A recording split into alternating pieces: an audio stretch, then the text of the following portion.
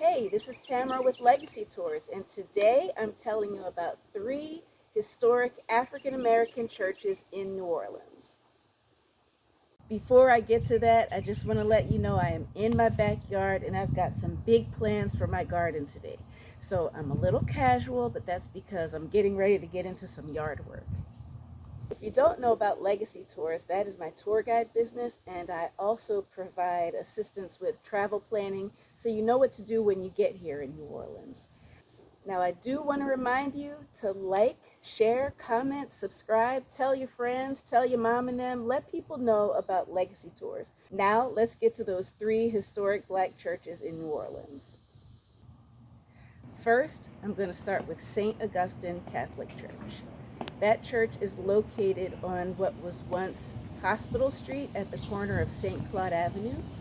That little section of St. Claude has been renamed in honor of one of the earliest people to do work at that church, who is Mother Henriette DeLisle. If you don't know anything about Mother Henriette DeLisle, definitely look her up. But she was able to found her own order of nuns called the Sisters of the Holy Family because as a woman of color, she was not welcome to join the Ursuline convent, which was her desire. Much of the work that she did was in and around St. Augustine Church. The church was founded by the free people of color in the Treme community, mainly because they did not like the segregation at St. Louis Cathedral, where they all attended.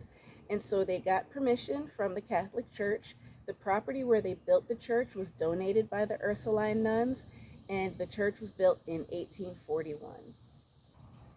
Now, at that time when churches were being built, people purchased pews for the family. The church didn't just have X amount of pews for anybody to sit anywhere.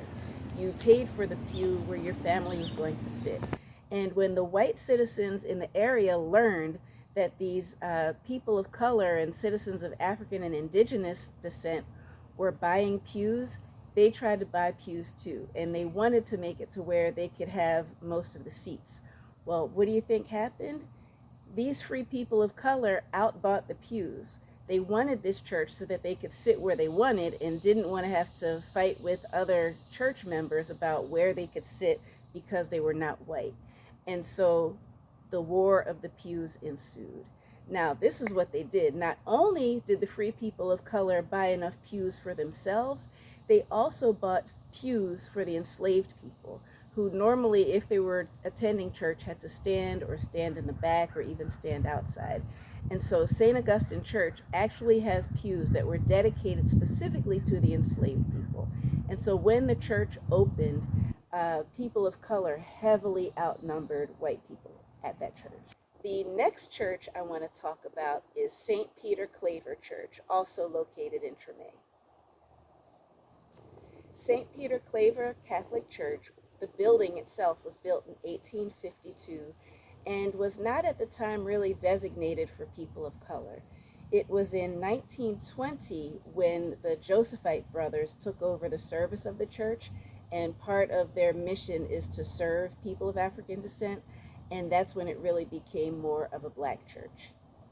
Although it wasn't originally intended for people of African descent specifically, it became a bedrock of the black community in New Orleans. Not only was it a location for civil rights activity and meetings, but also they had a school, St. Peter Claver School, where many African Americans sent their children.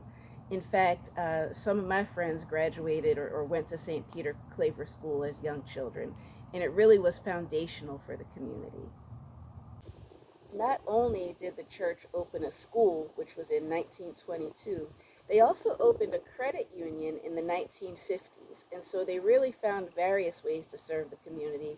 And then there was also like a community center, gym type space that they built as well.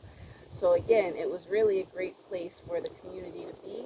And up until recently, I'm not sure if they're still doing it, but they had weekly food drives where people could come and pick up food if they couldn't afford groceries.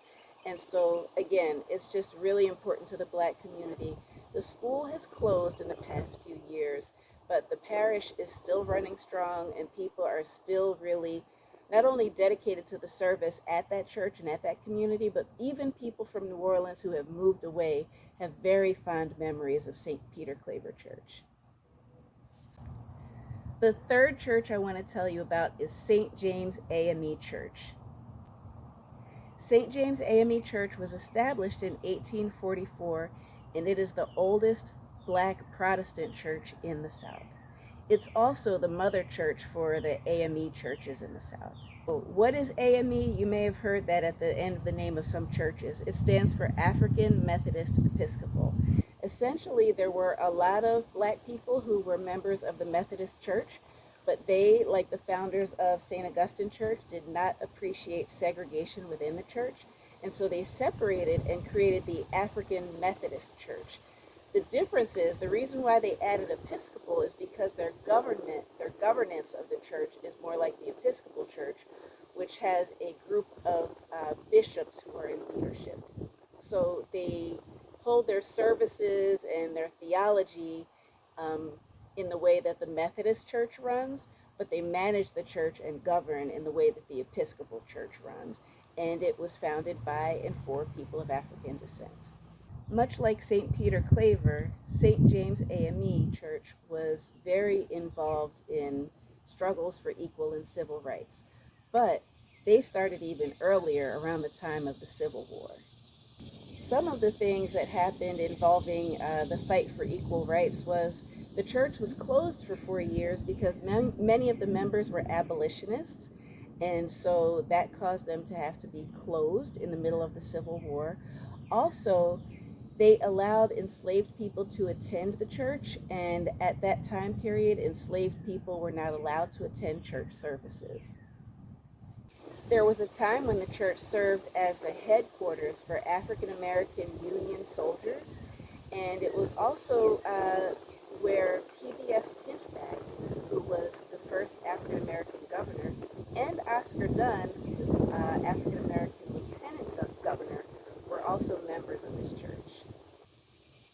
Another church that I want to share just for a really solid honorable mention is St. Rose of Lima Church.